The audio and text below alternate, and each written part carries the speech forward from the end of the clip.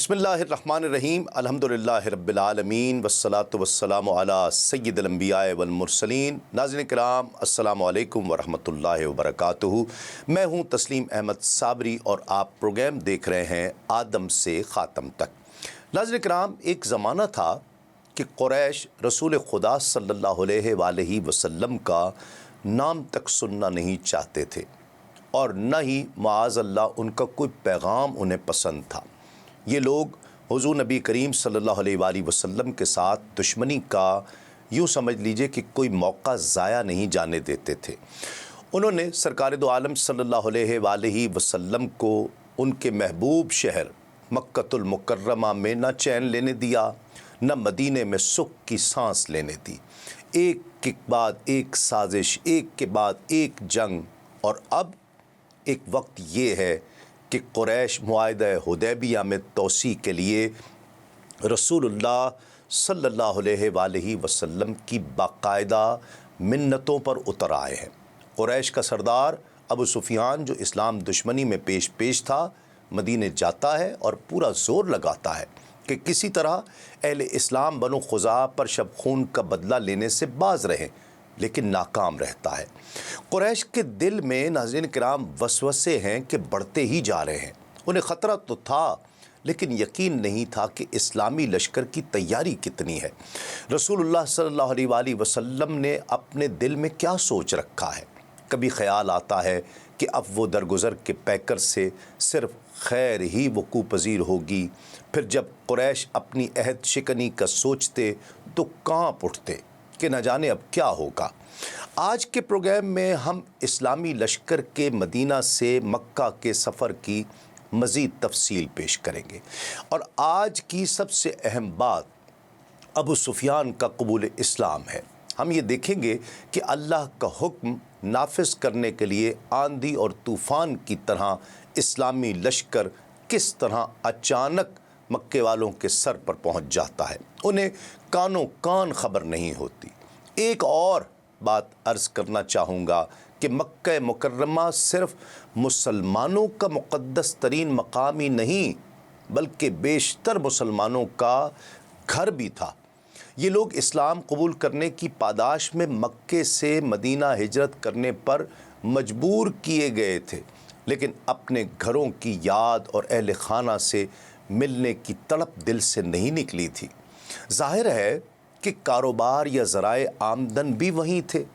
8 سال غریب الوطنی میں گزارنے کے بعد اب جب کہ انہیں دوبارہ اپنے گھروں کو واپس جانے کا موقع مل رہا تھا تو ان کے حوصلے انتہائی بلند تھے۔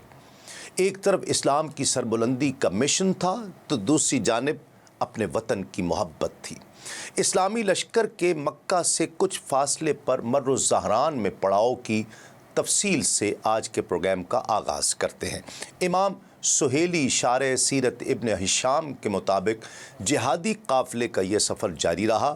عشاء کے وقت اس کا مر الزہران کی بستی کے پاس سے گزر ہوا، وہاں رات بسر کرنے کے لیے قیام کا حکم ملا۔ اس کے ساتھ ہی یہ فرمان بھی جاری ہوا کہ ہر شخص اپنے پڑاؤ میں آگ جلائے۔ فوراً تعمیر کی گئی اور 10,000 آگ کے الاؤ روشن کر دیے گئے۔ ساری وادی جگمگ کرنے لگی۔ رات کو لشکر اسلام کی نگہداشت کے لیے حضرت فاروق اعظم کو مقرر کیا گیا۔ مدینہ طیبہ سے لشکر اسلام کو عازم سفر ہوئے کئی روز گزر چکے تھے، لیکن کفار مکہ کو اس کے بارے میں کوئی اطلاع نہیں تھی۔ وہ محض بے خبر تھے۔ رسول اللہ صلی اللہ علیہ وآلہ وسلم کی وہ دعا مستجاب ہوئی تھی۔ انہیں یہ گمان بھی نہیں ہوا کہ حضور نبی کریم صلی اللہ علیہ وآلہ وسلم نے مکے کا قصد فرمایا ہے۔ ہاں، البتہ کفار مکہ کو یہ کھٹکا تو ہر وقت لگا ہوا تھا کہ حضور نبی کریم صلی اللہ علیہ وآلہ وسلم ان پر حملہ آور ہوں گے۔ حالات کا جائزہ لینے کے لیے ابو سفیان کو مقرر کیا گیا۔ جب ابو سفیان اس مشن پر روانہ ہونے لگا تو اہل مکہ نے اسے کہا کہ اگر تمہاری ملاقات حضور سے ہو جائے تو سب کے لیے امان کی درخواست کرنا۔ تو ابو سفیان حکیم بن حزام کو لے کر اپنے مشن پر روانہ ہو گیا۔ راستے میں ان کی ملاقات بدیل بن ورقہ سے ہو گئی۔ انہوں نے اسے بھی ساتھ چلنے کے لیے کہا تاکہ سب مل کر لشکر اسلام کے بارے میں معلومات حاصل کریں۔ ناظرین کرام، جب یہ لوگ مر الزہران کے قریب عراق نامی بستی میں پہنچے تو وہ یہ دیکھ کر حیران رہ گئے کہ تا حد نظر خیمے ہی خیمے نصب ہیں اور ہر خیمے کے سامنے آگ کا الاؤ جل رہا ہے۔ انہیں گھوڑوں کو ہنہلاتے اور اونٹوں کو بلبلاتے سنا تو ان پر شدت خوف سے جیسے لرزہ طاری ہو گیا۔ بدیل نے ان کی گھبراہٹ کو کم کرنے کے لیے کہا کہ یہ بنو خزاعہ کا قبیلہ معلوم ہوتا ہے جنہیں جنگ کی آگ نے جلا کر خاکستر کر دیا ہے۔ ابو سفیان بولا، بھلا بنو خزاعہ کے پاس اتنے لوگ کہاں سے آ گئے؟ کچھ لمحے توقف کر کے ایک ضمنی واقعے کی طرف جاتے ہیں، پھر واپس ابو سفیان کی طرف اور یہ ذکر کی طرف واپس آتے ہیں۔ امام زینی دہلان نے بحوالہ امام بہقی ابن شہاب زہری سے روایت کیا ہے کہ ایک صبح حضرت ابو بکر صدیق رضی اللہ تعالیٰ خدمت اقدس میں حاضر ہوئے اور عرض کی کہ میرے آقا، میں نے آج رات ایک خواب دیکھا ہے کہ ہم حضور کی مائیت میں مکے کے قریب پہنچ چکے ہیں۔ مکے سے ایک کتیا بھونکتی ہوئی نکلی ہے۔ جب ہم اس کے قریب ہوئے تو وہ پیٹھ کے بل زمین پر لیٹ گئی اور اس سے دودھ بہنے لگا۔ خواب کی درست تعبیر بتاتے ہوئے سرکار دو عالم صلی اللہ علیہ وآلہ وسلم نے فرمایا کہ ابو بکر، اس خواب کا مطلب یہ ہے کہ اہل مکہ کی قوت اب دم توڑ چکی ہے، وہ اب اپنا دودھ پیش کر رہے ہیں، وہ اپنی رشتہ داریوں کے دامن میں پناہ لینے پر مجبور ہو چکے ہیں، ان میں سے کئی لوگ اب تمہارے ساتھ ملاقات کرنے والے ہیں۔ خبردار، اگر تمہاری ملاقات ابو سفیان سے ہو تو اسے قتل نہ کرنا۔ ناظرین کرام، اب چلتے ہیں اس ذکر کی طرف۔ امام طبرانی ابو یعلا سے روایت کرتے ہیں کہ میں مر الزہران کے قصبے میں حضور نبی کریم صلی اللہ علیہ وآلہ وسلم کے ہمراہ تھا۔ حضور نے اللہ کی طرف سے مطلع کرنے پر فرمایا کہ اس وقت ابو سفیان عراق کی بستی میں ہے، جاؤ اور اسے گرفتار کر لو۔ تو ہم اس بستی میں گئے اور ابو سفیان کو پکڑ کر اپنے ساتھ لے آئے۔ مشہور سیرت نگار ابن عقبہ لکھتے ہیں کہ یہ تینوں، ابو سفیان، حکیم بن حزام اور بدیل، عراق کی بستی میں موجود تھے۔ حضور کے فرستادہ مجاہد وہاں گئے اور چپکے سے ان کے اونٹوں کی نکیلیں پکڑ لیں۔ انہوں نے ہڑبڑا کر پوچھا کہ تم کون ہو؟ تو جواب دیا، کیا تم نہیں دیکھتے کہ تمہارے سامنے اللہ کے رسول اور اس کے سرفروش صحابہ خیمہ زن ہیں؟ ابو سفیان حیرت زدہ ہو کر کہنے لگا کہ کبھی ایسا بھی ہوا؟ اتنا لشکر جرار ہمارے گھر میں آ دھمکا ہے اور ہمیں خبر تک بھی نہیں ہوئی ہے۔ اب اس نادان کو یہ پتہ نہیں تھا کہ اہل مکہ کی یہ بے خبری رسول اللہ صلی اللہ علیہ وآلہ وسلم کی اس دعا کے باعث ہے۔ اللہ نے مسلمانوں کی تیاریوں کو مکمل خفیہ رکھا، پردے میں رکھا۔ امام زینی دہلان تحریر کرتے ہیں کہ جس رات اسلام کے انصاری رضاکاروں نے عراق کے مقام سے ان تینوں قریشیوں کو گرفتار کیا تھا، اس رات لشکر اسلام پر پہرے کی ڈیوٹی حضرت عمر فاروق رضی اللہ تعالیٰ عنہ کی تھی۔ اسلام کے مجاہد انہیں پکڑ کر حضرت عمر فاروق رضی اللہ تعالیٰ عنہ کے پاس لے آئے اور کہا کہ ہم مکہ کے چند افراد کو پکڑ کر لائے ہیں۔ آپ نے فرمایا، صبح تک انہیں اپنی حراست میں رکھو۔ صبح سویرے جب یہ رضاکار ابو سفیان اور اس کے ساتھیوں کو بارگاہ رسالت میں پیش کرنے کے لیے لے جا رہے تھے، ان کی ملاقات حضرت عباس رضی اللہ تعالیٰ عنہ سے ہو گئی۔ انہوں نے ان تینوں قیدیوں کو اپنی امان میں لیا۔ یہی واقعہ اسحاق بن راہویہ نے صحیح سند کے ساتھ حضرت ابن عباس رضی اللہ تعالیٰ عنہما سے اس طرح نقل کیا ہے کہ حضور نبی کریم صلی اللہ علیہ وآلہ وسلم جب مر الزہران کی بستی میں رات بسر کرنے کے لیے اترے تو حضرت عباس بن عبد المطلب رضی اللہ تعالیٰ عنہ کا دل اپنے ہم وطن اہل مکہ کے المناک انجام کا تصور کر کے تڑپ اٹھا۔ آپ کہنے لگے کہ اگلی صبح قریش کی بربادی پر فریاد، اگر نبی کریم نے مکے کو بزور شمشیر فتح کر لیا تو قریش تباہ و برباد ہو جائیں گے، کاش وہ کل صبح سے پہلے خدمت اقدس میں حاضر ہو جائیں اور امان طلب کر لیں۔ حضرت عباس فرماتے ہیں کہ میں اٹھا اور سرکار دو عالم صلی اللہ علیہ وآلہ وسلم کا نیل گوں خچر لیا اور اس پر سوار ہو کر کسی ایسے آدمی کی تلاش میں نکلا جو میرا پیغام قریش کو پہنچا دے۔ کوئی لکڑہارا، کوئی گوالا یا کوئی صاحب ضرورت جو شخص مکے جا رہا ہو وہ مجھے مل جائے تاکہ اس کے ذریعے اہل مکہ کو میں اپنا پیغام پہنچا سکوں۔ جب میں عراق سے گزرا تو میرے کانوں میں ابو سفیان اور بدیل کی آواز آئی۔ وہ آپس میں ہم کلام تھے۔ ابو سفیان کہہ رہا تھا کہ میں نے آج تک ایسی رات نہیں دیکھی جس میں یوں ہزاروں الاؤ روشن ہوں اور اتنا لشکر جرار خیمہ زن ہو۔ بدیل نے کہا کہ میرے خیال میں یہ بنو خزاع کا قبیلہ ہے جو یہاں خیمہ زن ہے۔ ابو سفیان نے کہا بھولے نہ بنو، اتنے آدمی بنو خزاع کے پاس کہاں سے آئے کہ انہوں نے اتنے الاؤ روشن کر رکھے ہیں اور اتنی فوج جمع کر رکھی ہے؟ حضرت عباس رضی اللہ تعالیٰ فرماتے ہیں کہ میں نے ابو سفیان کی آواز پہچان لی۔ میں نے اسے کنیت سے پکار کر آواز دی، اے ابو حنظلہ۔ اس نے میری آواز پہچان لی، فوراً بولا لبیک یا ابو الفضل، میرے ماں باپ تم پر قربان ہو جائیں، کیا بات ہے؟ میں نے کہا تیرا بیڑا غرق ہو، یہ اللہ کے رسول اپنے ہزاروں مجاہد صحابہ کے ساتھ پہنچ چکے ہیں۔ ابو سفیان نے گھبرا کر کہا مارے گئے، قریش تو اب تباہ ہو جائیں گے، میرے ماں باپ تجھ پر صدقے ہوں، اب کوئی تدبیر بتاؤ، ہم کیا کریں؟ میں نے کہا میرے پیچھے خچر پر سوار ہو جاؤ، میں تمہیں بارگاہ رسالت میں لے جاتا ہوں اور تمہارے لیے پناہ کی درخواست کرتا ہوں۔ اگر تو حضور کی بارگاہ میں حاضر نہ ہوا اور کسی مسلمان نے تجھے دیکھ لیا تو وہ تمہیں موت کے گھاٹ اتار کر رہے گا۔ تو کہتے ہیں کہ ابو سفیان ڈر کر اپنے چچا زاد حضرت عباس رضی اللہ تعالیٰ کے پیچھے سوار ہوا۔ ابو سفیان کے باقی دو ساتھی کہاں گئے اس میں اختلاف ہے۔ ابن عقبہ کی رائے یہ ہے کہ سب کو حضرت عباس لے کر حضور کی خدمت اقدس میں حاضر ہوئے اور سب کے لیے پناہ کی درخواست کی جو قبول ہوئی۔ حضرت عباس رضی اللہ تعالیٰ فرماتے ہیں کہ میں ابو سفیان کو ساتھ لے کر چلا۔ جب میرا گزر کسی آگ کے قریب سے ہوتا تو میں یہ کہتا کہ یہ خچر ہمارے آقا کا ہے اور اس پر حضور کے چچا عباس سوار ہیں، تو ہم سے کوئی تعرض نہ کرتا۔ لیکن جب ہمارا گزر اس آگ پر ہوا جو حضرت فاروق اعظم رضی اللہ تعالیٰ کے خیمے کے سامنے روشن تھی تو وہ مجھے دیکھ کر کھڑے ہو گئے اور پوچھا کہ آپ کے پیچھے یہ کون ہے؟ تو انہوں نے غور سے دیکھا تو ابو سفیان کو میرے پیچھے بیٹھا ہوا پایا۔ آپ نے فرمایا اے اللہ کے دشمن، اللہ کا شکر ہے کہ تو اس وقت میرے قابو آیا جب تجھے کسی کی پناہ میسر نہیں تھی۔ پھر حضرت عمر دوڑے تاکہ بارگاہ رسالت میں پہنچ کر اسے قتل کرنے کا اذن حاصل کریں۔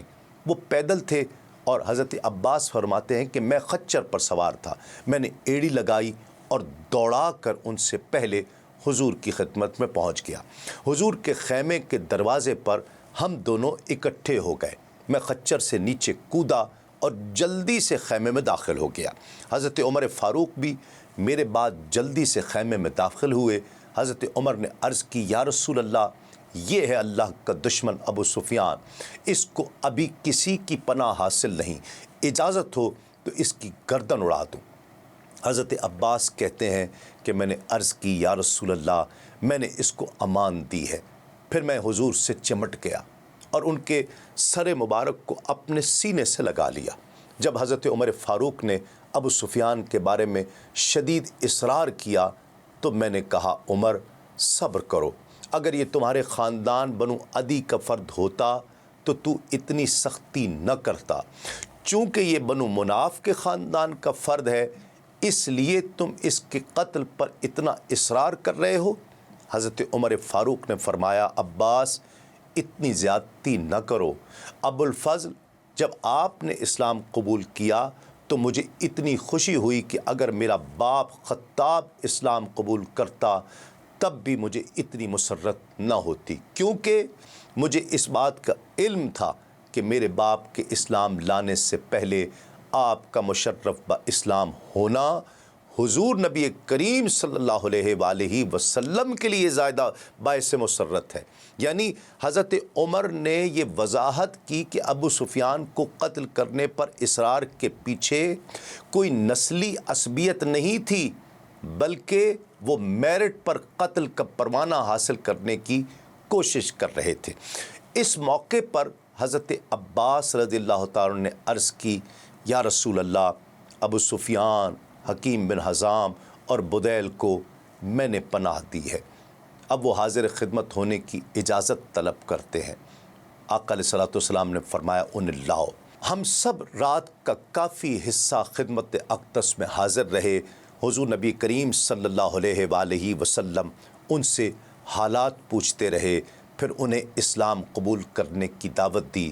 انہوں نے کہا، نشہد ان لا الہ الا اللہ، ہم گواہی دیتے ہیں کہ اللہ کے بغیر کوئی معبود نہیں، لیکن انہوں نے محمد الرسول اللہ صلی اللہ علیہ وآلہ وسلم نہیں کہا۔ نبی کریم صلی اللہ علیہ وآلہ وسلم نے فرمایا، جب تک میری رسالت پر ایمان نہیں لاؤ گے اس وقت تک مسلمان نہیں ہوگے۔ بدیل اور حکیم نے تو اشہد ان محمد الرسول اللہ کہہ دیا، لیکن ابو سفیان نے غور و فکر کرنے کی مہلت طلب کی۔ حضور نے فرمایا، اسے اپنے خیمے میں لے جاؤ، صبح اسے پھر لانا۔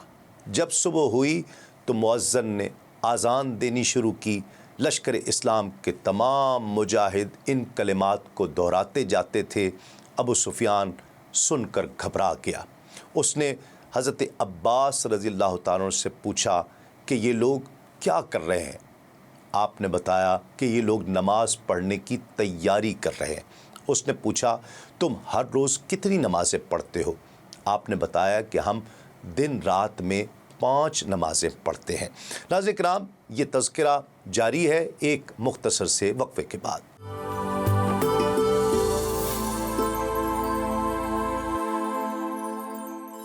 ناظرین کرام، خوش آمدید، آپ پروگرام دیکھ رہے ہیں آدم سے خاتم تک۔ وقفے سے پہلے ہم تذکرہ کر رہے تھے کہ تمام لوگ صحابہ کرام نماز فجر کی تیاری کر رہے تھے، تو ابو سفیان نے حضرت عباس رضی اللہ تعالیٰ عنہ سے پوچھا تھا کہ یہ لوگ کیا کر رہے ہیں؟ تو آپ نے بتایا کہ یہ لوگ نماز کی تیاری کر رہے ہیں۔ تو اس نے پوچھا کہ تم لوگ ہر روز کتنی نماز پڑھتے ہو؟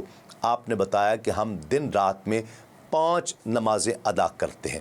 تو ابو سفیان نے ایک اور منظر دیکھا جس نے اسے مزید حیران کر دیا کہ محبوب کریم صلی اللہ علیہ وآلہ وسلم وضو فرما رہے ہیں۔ تمام صحابہ حضور کے وضو کے پانی کے قطرے جو جسم اطہر کو چھو کر نیچے بہہ رہے ہیں، لپک لپک کر اپنی ہتھیلیوں پر لے کر اپنے چہروں پر مر رہے ہیں۔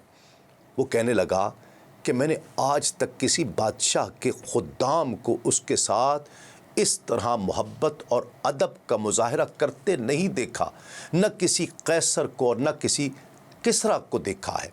حضرت عباس بن عبد المطلب رضی اللہ تعالیٰ عنہ فرماتے ہیں کہ سرکار دو عالم صلی اللہ علیہ وآلہ وسلم جب نماز فجر سے فارغ ہوئے تو میں ابو سفیان کو لے کر بارگاہ اقدس میں حاضر ہوا۔ ادائے نماز کا منظر بھی ابو سفیان کے لیے کم حیرت انگیز نہیں تھا۔ امام الانبیاء صلی اللہ علیہ وآلہ وسلم نے جب تکبیر تحریمہ کہی تو تمام صحابہ نے اللہ اکبر کہا۔ جب رکوع فرمایا تو سب رکوع میں چلے گئے، رکوع سے اٹھے تو سب اٹھ کر کھڑے ہو گئے، پھر حضور سجدے میں گئے تو سب سربہ سجود ہو گئے۔ ابو سفیان کو یارائے سکوت نہ رہا۔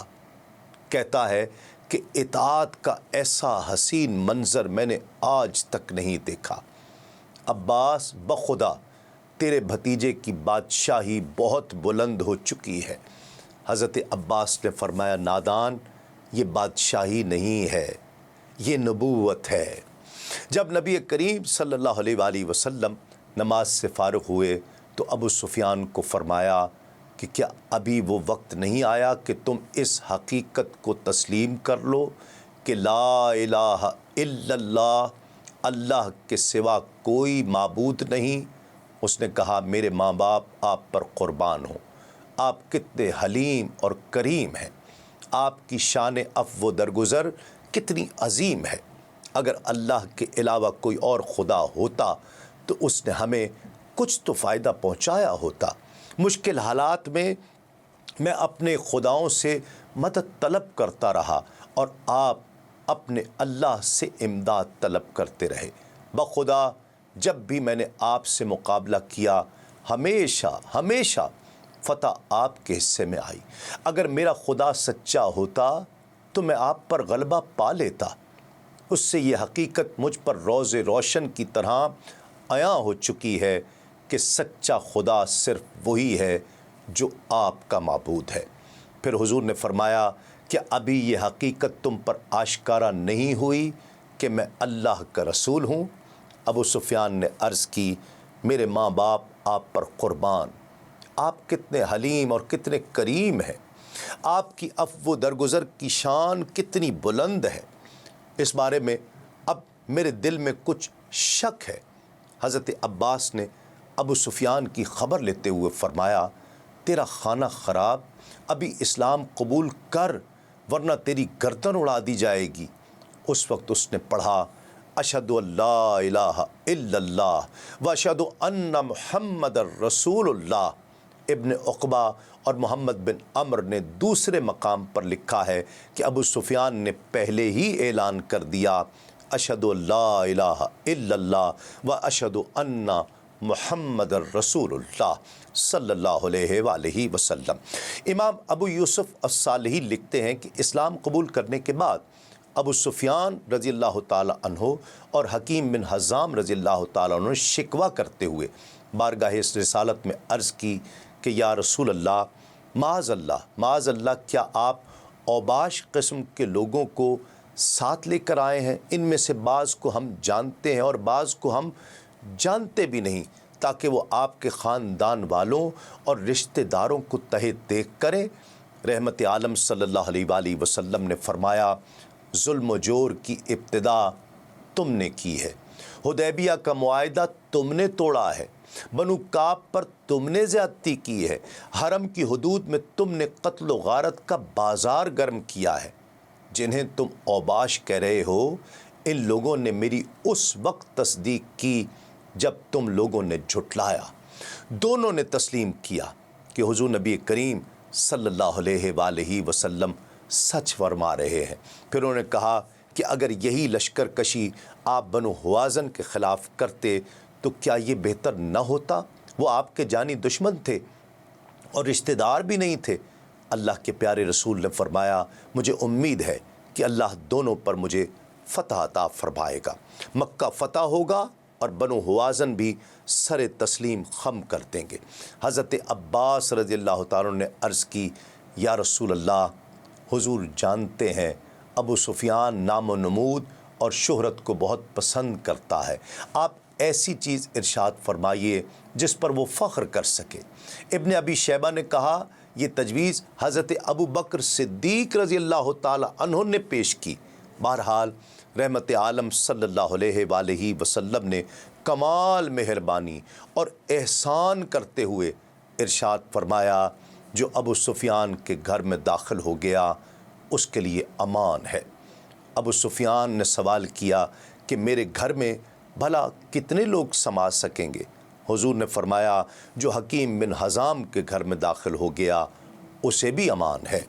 ابو سفیان کا گھر مکے کے اونچے علاقے میں تھا اور حکیم کا گھر مکے کے نشیب میں تھا۔ پھر حضور نبی کریم نبی رحمت صلی اللہ علیہ وآلہ وسلم نے فرمایا، جو مسجد میں داخل ہو جائے گا اسے بھی امان ہے۔ ابو سفیان رضی اللہ تعالیٰ نے عرض کی، مسجد میں بھی چند لوگ سما سکیں گے۔ رحمت عالم صلی اللہ علیہ وآلہ وسلم نے عفو عام کا دروازہ کھولتے ہوئے فرمایا، جس نے اپنے گھر کا دروازہ بند کر دیا اسے بھی امان ہے۔ ابو سفیان نے مطمئن اور خوش ہو کر کہا، یہ ٹھیک ہے، اس اعلان میں بڑی وسعت ہے۔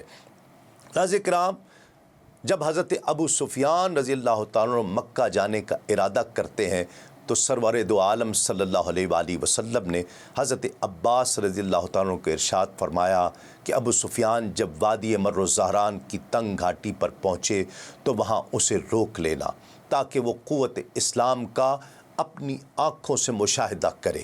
حضرت عباس رضی اللہ تعالیٰ عنہ فرمان نبوی کی تعمیر کے لیے تیزی سے ابو سفیان کے تعاقب میں نکلے۔ اس نے دیکھا تو خوف زدہ ہو کر بول اٹھا کہ ہاشمیوں، کیا وعدہ شکنی پر آمادہ ہو گئے ہو؟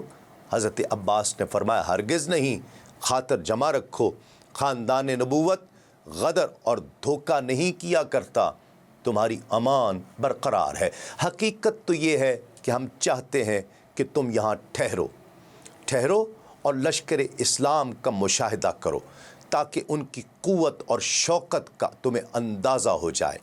نبی کریم صلی اللہ علیہ وآلہ وسلم نے اس رات حکم دیا کہ منادی کرنے والے لشکر اسلام کی اقامت گاہوں میں جا کر یہ اعلان عام کریں کہ صبح سویرے ہر قبیلے کے جوان اپنی سواریوں پر زینے اور کجاوے کس لیں اور ہر قبیلہ اپنے قائد کے ساتھ اپنے جھنڈے کے پاس کھڑا ہو جائے اور اپنے اسلحہ اور سامان جنگ کی پوری طرح نمائش کرے۔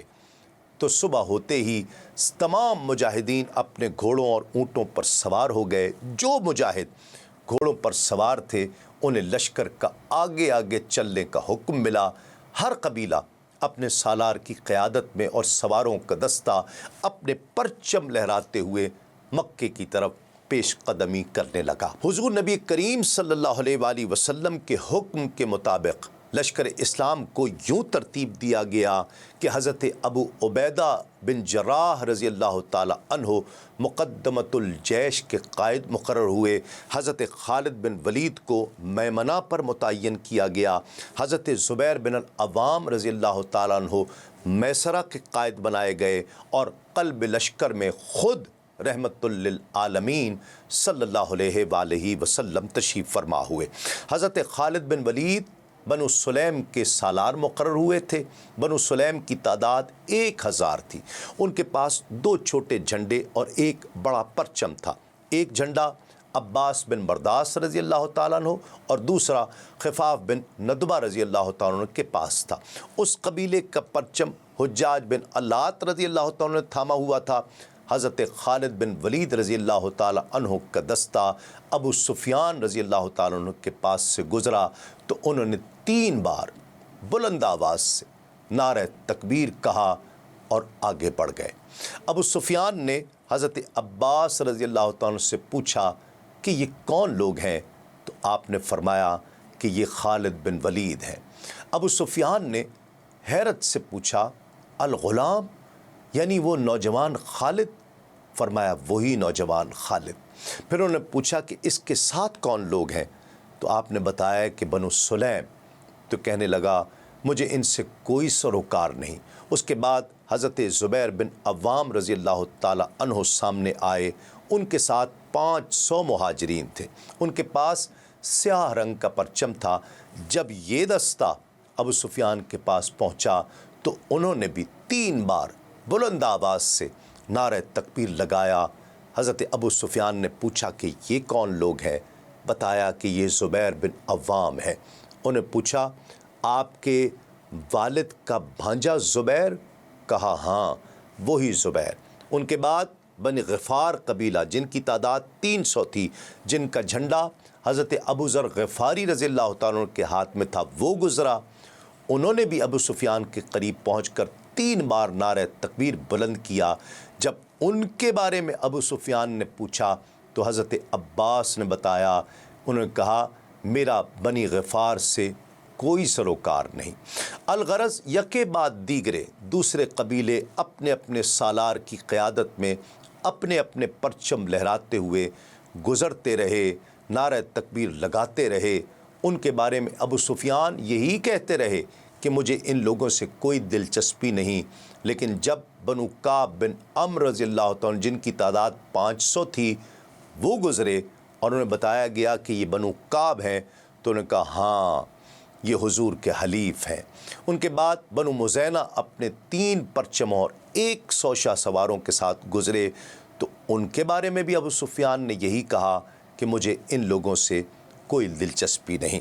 ناظرین کرام، پھر قبیلہ جوہینہ کے 800 مجاہدین پر مشتمل دستہ گزرا۔ اس میں 4 جھنڈے جھول رہے تھے۔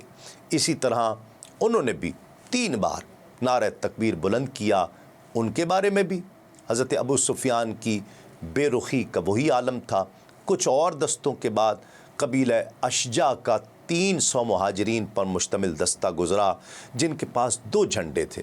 انہوں نے بھی ابو سفیان کے پاس پہنچ کر 3 بار نعرہ تکبیر بلند کیا۔ پوچھنے پر بتایا گیا کہ یہ بنو اشجع ہے تو بڑی حسرت سے بولے، کمال ہے، ایک وقت میں یہ لوگ قبائل عرب میں سب سے زیادہ محمد صلی اللہ علیہ وآلہ وسلم کے دشمن ہوا کرتے تھے۔ تو حضرت عباس نے فرمایا، بے شک ایک وقت ایسا تھا، لیکن اب تو اللہ نے ان کے دلوں کو نور اسلام سے منور کر دیا ہے۔ یہ اللہ کا ان پر خصوصی فضل و احسان ہوا ہے۔ اس صورتحال میں ابو سفیان کافی اکتا گئے تھے۔ پوچھنے لگے، کیا ابھی محمد صلی اللہ علیہ وآلہ وسلم بہت پیچھے ہیں؟ تو بتایا گیا، ابھی حضور تشریف نہیں لائے۔ جس وقت حضور نبی کریم صلی اللہ علیہ وآلہ وسلم تشریف لائیں گے تو تمہارے ہوش اڑ جائیں گے، وہاں فولاد ہی فولاد نظر آئے گا۔ جزیرہ عرب کے اصیل گھوڑے ہنہنا رہے ہوں گے اور ایسے نوجوان اس میں شامل ہوں گے کہ آپ انہیں دیکھتے ہی رہ جائیں گے، کسی کی مجال نہیں ہوگی کہ ان سے ٹکر لے سکے۔ اس کے بعد ناظرین کرام یکے بعد دیگرے لشکر اسلام کے دستے گزرتے رہے۔ ابو سفیان بار بار یہی سوال کرتے کہ ابھی محمد صلی اللہ علیہ وآلہ وسلم نہیں آئے۔ حضرت عباس اسے بتاتے کہ ابھی نہیں، یہاں تک کہ کتیبہ خضرہ یعنی سبز پوش دستہ دور سے نمودار ہوا، جس میں اللہ کے محبوب اور تمام عالم کے ہادی محمد الرسول اللہ صلی اللہ علیہ وآلہ وسلم تشریف لا رہے تھے۔ اس دستے میں صرف مہاجرین اولین اور انصاری قبائل کے رؤساء شریک تھے۔ اس میں بہت سے جھنڈے اور بہت سے پرچم لہرا رہے تھے۔ انصار کے ہر خاندان کو ایک جھنڈا اور ایک پرچم عطا کیا گیا تھا۔ ان کا تمام جسم فولادی زرہوں اور آہنی خودوں میں غرق تھا۔ صرف آنکھوں کے سامنے 2 سوراخ تھے۔ اس دستے میں وقفے وقفے سے حضرت فاروق اعظم کی آواز گونجتی تھی اور وہ فرماتے تھے، بھائیو آہستہ آہستہ چلو تاکہ پچھلے لوگ بھی آپ کے ساتھ مل جائیں۔ اس دستے میں 1000 زیرہ پوش تھے۔ رسول اکرم صلی اللہ علیہ وآلہ وسلم نے اپنا جھنڈا حضرت سعد بن عبادہ انصاری رضی اللہ تعالی عنہ کو مرحمت فرمایا تھا اور وہ سب سے آگے آگے چل رہے تھے۔ جب حضرت سعد کا گزر ابو سفیان کے پاس سے ہوا تو انہوں نے ابو سفیان کو للکارتے ہوئے کہا کہ آج کا دن قتل و غارت گری کا دن ہے، آج حرم میں خون ریزی کی جائے ہوگی، آج کے دن اللہ قریش کو ذلیل کر دے گا۔ ابو سفیان نے یہ للکار سنی تو سناٹے میں آ گئے اور حضرت عباس رضی اللہ تعالیٰ کو مخاطب کرتے ہوئے کہتے ہیں کہ اے عباس، یہی وہ دن ہے، یہی وہ دن ہے جب تم پر میری حفاظت ضروری ہے، کیونکہ تم حضور نبی کریم صلی اللہ علیہ وآلہ وسلم کے قریبی رشتہ دار ہو اور حضور آپ سے محبت بھی کرتے ہیں اور آپ کی بات توجہ سے سنتے بھی ہیں۔ ناظرین کرام، یہ دستہ گزرتا رہا یہاں تک کہ اس کے آخر میں سرور دو عالم صلی اللہ علیہ وآلہ وسلم اپنی اونٹنی قصوہ پر سوار ہو کر سامنے تشریف لائے۔ حضور کے دائیں جانب حضرت صدیق اکبر اور بائیں جانب حضرت اسید بن حضیر رضی اللہ تعالی عنہما تھے۔ سرکار دو عالم صلی اللہ علیہ وآلہ وسلم ان کے ساتھ محو گفتگو تھے۔ اس وقت حضرت عباس نے اشارہ کرتے ہوئے ابو سفیان کو بتایا، ابو سفیان، یہ ہے اللہ کے رسول۔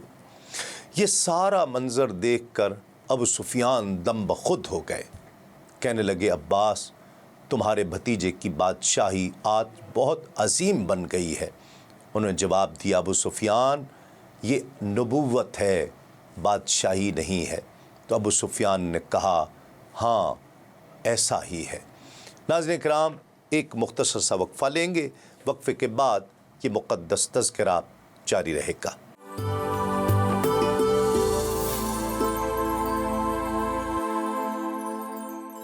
ناظرین کرام، خوش آمدید۔ آپ پروگرام دیکھ رہے ہیں آدم سے خاتم تک۔ امام ابن کثیر لکھتے ہیں کہ جب رحمت عالم صلی اللہ علیہ وآلہ وسلم حضرت ابو سفیان کے پاس سے گزرے تو وہ بولے کہ یا رسول اللہ، کیا آپ نے حکم دیا ہے کہ آپ کی قوم کو قتل کر دیا جائے؟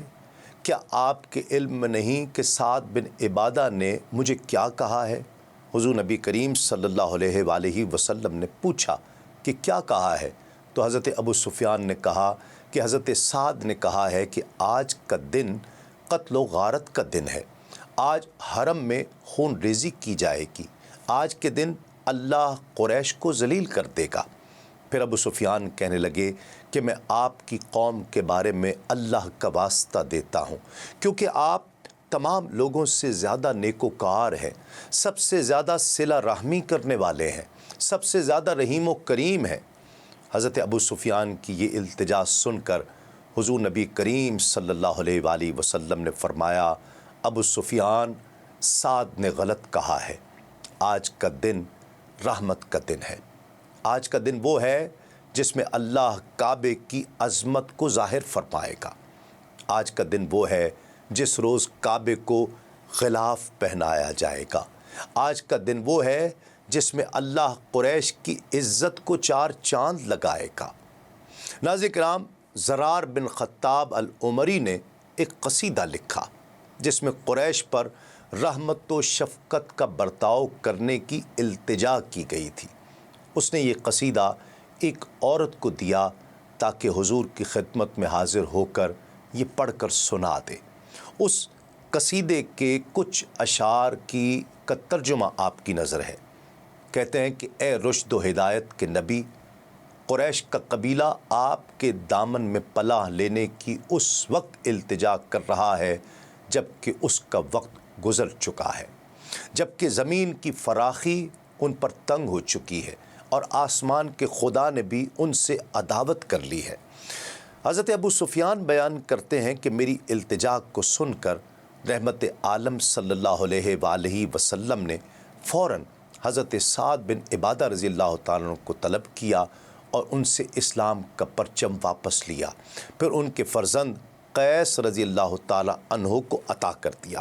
اس طرح دونوں مقصد پورے ہو گئے۔ حضرت سعد کو ایسا اعلان کرنے پر ایک قسم کی سزا بھی دے دی گئی اور اس پرچم کو ان کے بیٹے کو تفویض فرمایا۔ اس طرح حضرت سعد کی دلجوئی بھی ہو گئی۔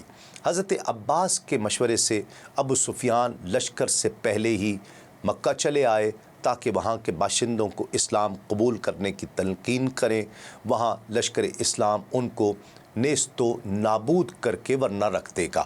وہ لشکر اسلام کو پیچھے چھوڑ کر مکہ چلے آئے اور ان میں آ کر یہ اعلان کیا کہ اے اہل مکہ، اسلام قبول کر لو، بچ جاؤ گے۔ محمد صلی اللہ علیہ وآلہ وسلم آ چکے ہیں، ان کے ساتھ اتنا بڑا لشکر جرار ہے جس کے مقابلے کی تم تاب نہیں لا سکتے، اور ساتھ ہی یہ بھی اعلان کیا کہ جو میرے گھر میں داخل ہو جائے گا اسے امان ہے۔ لوگوں نے کہا تیرے گھر میں کتنے لوگ سما سکتے ہیں؟ پھر انہوں نے حضور نبی کریم صلی اللہ علیہ وآلہ وسلم کا وہ فرمان دہرایا، جس نے اپنے گھر کا دروازہ بند کر لیا اس کے لیے بھی امان ہے، جو مسجد حرام میں داخل ہو گیا اس کے لیے بھی امان ہے۔ اس وقت ان کی بیوی ہند بن عتبہ وہاں کھڑی تھی، اس نے جھنجھلا کر شوہر کی مونچھیں پکڑ لی اور چیخ کر کہنے لگی، اس گھی کے مٹکے یعنی ابو سفیان کو قتل کر دو، اس میں گھی بھرا ہے، اس میں کوئی بھلائی نہیں، یہ قوم کا بدبخت پیش رو ہے جو قوم کے پاس خیر کی خبر لے کر کبھی نہیں آیا۔ حضرت ابو سفیان نے لوگوں کو کہا، اس عورت کی بات سے دھوکہ نہ کھانا ورنہ تم تباہ و برباد ہو جاؤ گے۔ لشکر اسلام کا مقابلہ کرنے کی تم میں سکت نہیں ہے۔ ناظرین کرام، السیرۃ النبویہ میں تحریر ہے کہ سرور دو عالم صلی اللہ علیہ وآلہ وسلم کی قیادت میں تمام لشکر اسلام ذی طویٰ کے مقام پر اکٹھا ہوا۔ یہاں سے نبی کریم صلی اللہ علیہ وآلہ وسلم نے اسے مختلف اطراف سے مختلف قائدین کی قیادت میں مکے میں داخل ہونے کا حکم دیا۔ لشکر کے بیسرہ کی قیادت حضرت زبیر بن العوام رضی اللہ تعالی عنہ کو تفویض کی گئی اور انہیں حکم دیا کہ وہ شمال کی جانب سے مکے میں داخل ہوں۔ میمنہ کی قیادت حضرت خالد بن ولید رضی اللہ تعالی عنہ کے سپرد کی گئی اور انہیں حکم ملا کہ وہ جنوب کی طرف سے مکے میں داخل ہوں۔ قبائل انصار کی قیادت حضرت سعد بن ابی عبادہ رضی اللہ تعالی عنہ کو سونپی گئی اور انہیں حکم ملا کہ وہ مغربی جہت سے مکے میں داخل ہو جائیں۔ مہاجرین کے لشکر کی قیادت حضرت ابو عبیدہ بن الجراح رضی اللہ تعالی عنہ کو عطا کی گئی اور انہیں حکم ملا کہ وہ شمال مغرب کی جانب سے جبل ہند سے گزرتے ہوئے مکے میں داخل ہو جائیں۔ تمام لشکروں کو یہ حکم ہوا کہ فتح مکہ کے بعد تمام عساکر جبل ہند کے منطقہ میں اکٹھے ہو جائیں گے۔ لشکر کو مختلف حصوں میں تقسیم کر کے مختلف اطراف سے داخل کرنے کے احکام پر جب غور کیا جاتا ہے تو سرکار دو عالم صلی اللہ علیہ وآلہ وسلم کی جنگی حکمت عملی کی شان آشکارا نظر آتی ہے۔ 10-12 ہزار کے لشکر جرار کو اگر ایک سمت سے داخل ہونے کا حکم دیا جاتا تو راستوں کی تنگی کی وجہ سے منزل مقصود تک پہنچنے میں زیادہ وقت لگتا۔ انہیں 4 حصوں میں تقسیم کر کے مختلف راستوں اور سمتوں سے اپنی منزل کی طرف پیش قدمی کا حکم دیا تاکہ بغیر کسی دشواری کے قلیل وقت میں وہ اپنی منزل مقصود تک پہنچ جائیں۔ اس حکم میں ناظرین کرام دوسری حکمت یہ تھی کہ اگر تمام لشکر اسلام اکٹھا ہوتا تو کفار مکہ اپنی ساری طاقت کو ایک مقام پر مجتمع کر کے مسلمانوں کے ساتھ جنگ کرنے کا پروگرام بنا سکتے تھے۔ جب مختلف اطراف سے لشکر اسلام مکے میں داخل ہوا تو ان کے پاس اتنی افرادی قوت ہی نہیں تھی کہ وہ لشکر اسلام کے ہر دستے کا ہر سمت سے آنے والے کا مقابلہ کرنے کی جرأت کر سکتے، کیونکہ ان کی محدود نفری 4 حصوں میں بٹ جاتی۔ وہ پہلے ہی کمزور تھے، افرادی قوت بٹ جانے سے وہ مزید کمزور ہو جاتے۔ جب ہادی برحق صلی اللہ علیہ وآلہ وسلم نے اپنے سپہ سالاروں کو مختلف اطراف سے مکہ کی حدود میں داخل ہونے کا حکم دیا تو ساتھ ہی یہ تاکید بھی فرما دی کہ وہ اپنی تلواروں کو بے نیام نہ کریں جب تک کفار ان پر حملہ کرنے میں پہل نہ کریں، یہ کسی پر حملہ نہ کریں۔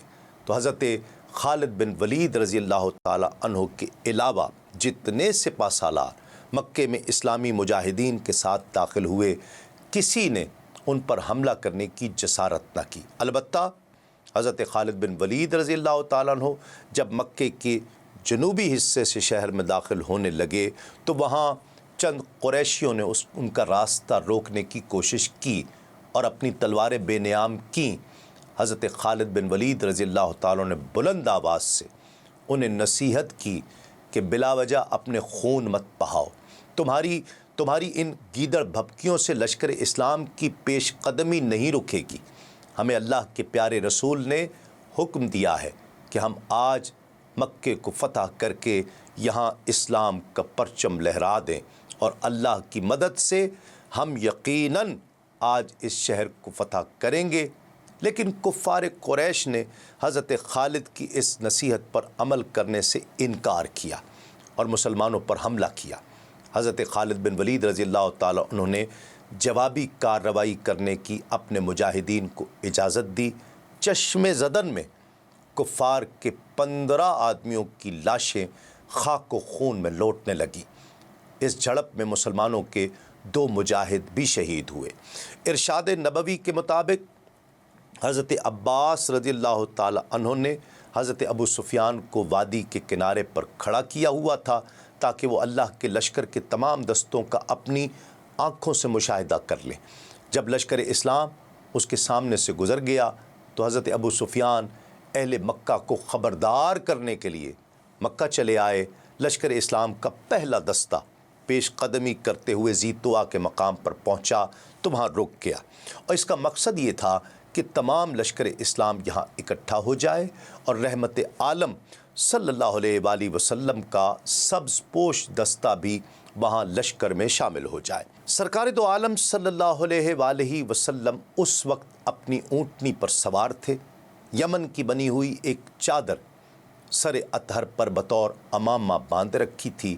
رحمتوں، سعادتوں اور برکتوں کے ٹھاٹھے مارتے ہوئے سمندر کے اپنے جلو میں لیے حضور نبی کریم صلی اللہ علیہ وآلہ وسلم نے سرزمین مکہ پر نزول اجلال فرمایا۔ مہر نبوت کے بدر تمام کی ایک جھلک دیکھنے کے لیے سارا مکہ امڈ آیا تھا۔ شہر کی گلیاں، شاہراہیں، مکانوں کے دریچے اور چھتیں زیارت کے شائقین سے کھچا کھچ بھری ہوئی تھی۔ سب لوگ سراپا شوق بنے ہوئے شرف دید حاصل کرنے کے لیے بے تاب تھے۔ اس وقت فتح و کامرانی کی بارات کے اس دولہا نے گردن جھکا رکھی تھی۔ اللہ اکبر! پیکر عز و نیاز نے اپنے رب کریم کی حمد و ثنا کر رہے تھے۔ جبین سعادت کجاوے کے سامنے والی لکڑی کو چھو رہی تھی۔ ناظرین کرام، اسلامی لشکر مکہ کی حدود میں تو داخل ہو چکا، تاہم مکہ شہر ابھی کچھ فاصلے پر تھا۔ آج کے پروگرام کا وقت تمام ہوتا ہے۔ یہ بات تو طے ہو چکی تھی کہ مسلمانوں کے سیل رواں کو روکنا اب کم از کم قریش کے بس کی تو بات نہیں تھی۔